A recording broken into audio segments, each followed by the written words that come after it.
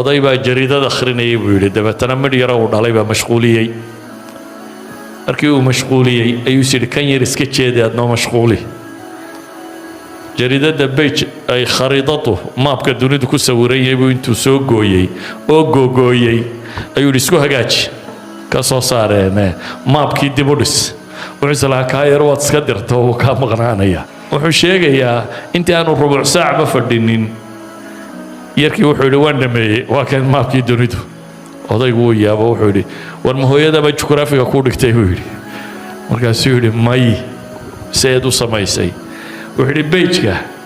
dhankiisa kale ayaa waxaa ku sawir qof bini aadama